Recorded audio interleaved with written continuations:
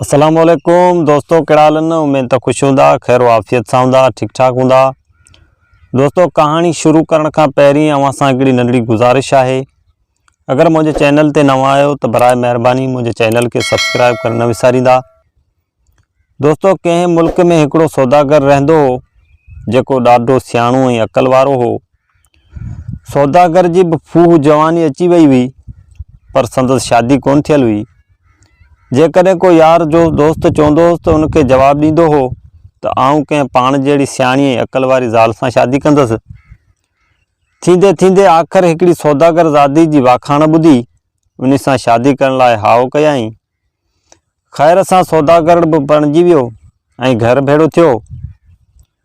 शादी राति ॻाल्हियूं ॻाल्हियूं कंदे ज़ाल मुड़ुस खे चयो त साईं, मर्द जी औरत सां पुॼती कोन्हे। जेकॾहिं ज़ाल ज़ात पंहिंजी ते अचे त सभु कुझु करे सघे थी। मुड़ुस जॾहिं इहा ॻाल्हि ॿुधी तॾहिं वाइड़ो थी वियो ऐं ज़ाल खे चयईं त ईअं थियणो ई कोन्हे। हिकिड़ी ते ज़ाल, ॿिए ते मुड़ुस।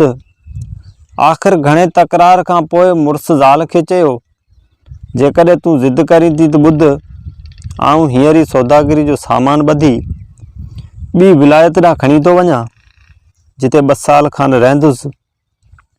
आऊं तोखे को बि पैसो ॾोकड़ कोन थो ॾेई वञा, पर 2 साल घर जो ख़र्च पखो बि तोखे करिणो आहे।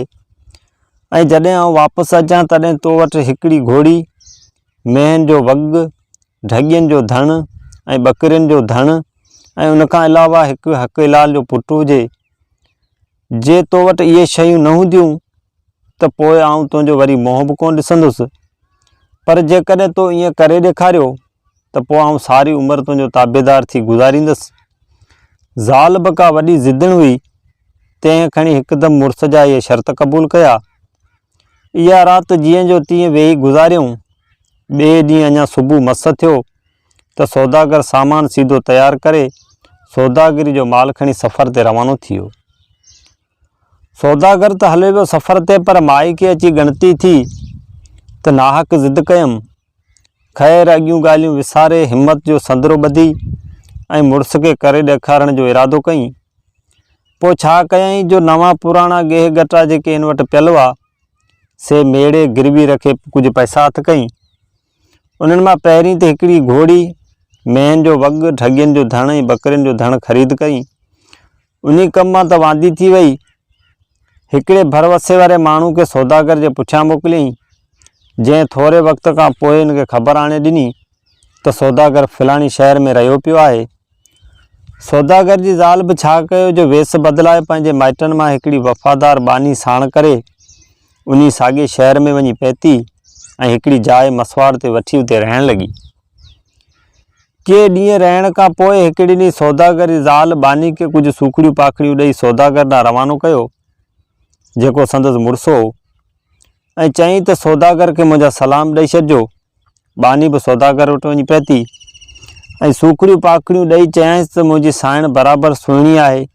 हिन मुल्क में अहिड़ी का ॿी नाहे। इतफ़ाक़ सां तव्हांखे ॾिसी वरितो अथसि। हाणे नाहिस अखियुनि में निंड ऐं न को आराम। तव्हां ॾांहुं ही सूखड़ियूं मोकिलियूं अथसि ऐं सलाम बि चया अथसि।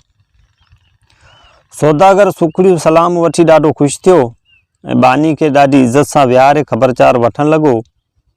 जॾहिं बानी हलणु लॻी तॾहिं सौदागर बि केतिरियूं क़ीमती सूखड़ियूं ॾेई हिन ॾांहुं मोकिलियो।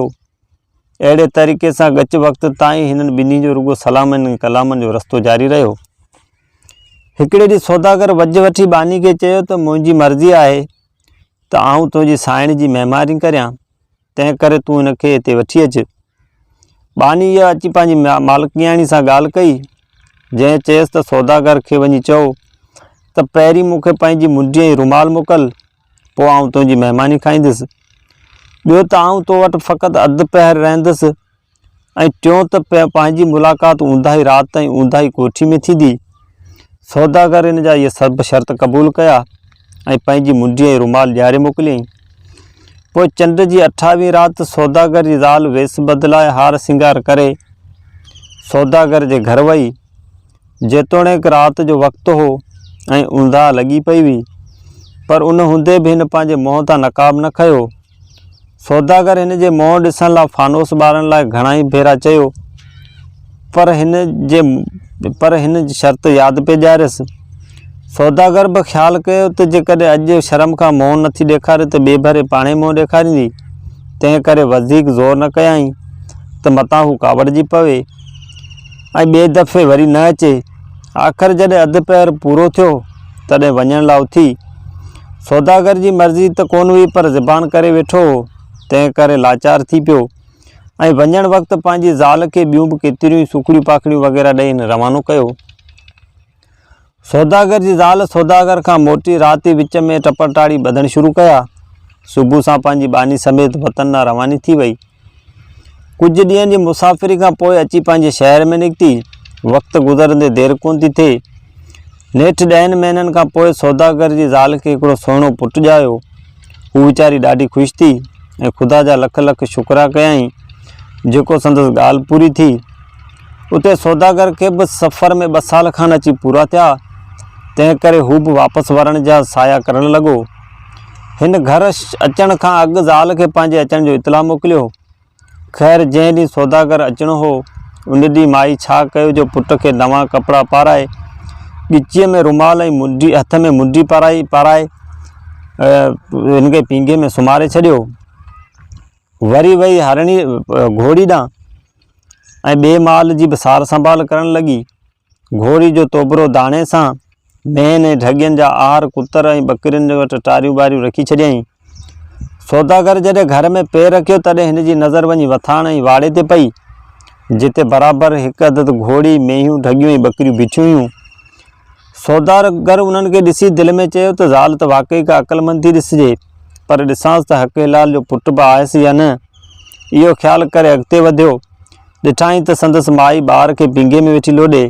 ॿार खे ॾिसी सौदागर जूं वायूं बताल थी वियूं, पर पक न पईसि त थियसि त इहो ॿारु को हिलाल जो आहे या हराम जो। नेठि ज़ाल खे चयईं त ॻाल्हि ॿुधाए, हीउ तो पंहिंजो कोल कीअं निभायो। ज़ाल उन ते शुरू खां वठी पछाड़ी ताईं किसो ॿुधायो। सॼी ॻाल्हि मुड़ुस खे करे ॿुधाई ऐं संदसि ॾिनल सौगातूं ऐं रुमाल ऐं मुंडी खेसि ॾेखारी। सौदागर इहे सभु शयूं ॾिसी ॾाढो अजब में पइजी वियो ऐं चयईं त बेशक ज़ाल ज़ात जेकॾहिं पंहिंजी ते अचे त सभु कुझु करे सघे थी। उनखां पोइ सौदागर पंहिंजे अंजाम मूजिबि सॼी उमिरि ज़ाल सां वफ़ादार रहियो। दोस्तो हीअ कहाणी जेकॾहिं तव्हांखे पसंदि आई हुजे त हिन वीडियो खे लाइक करणु न विसारिजो। मिलूं था कंहिं ॿी कहाणी में। तेसिताईं इजाज़त। अल्लाह निगहबान।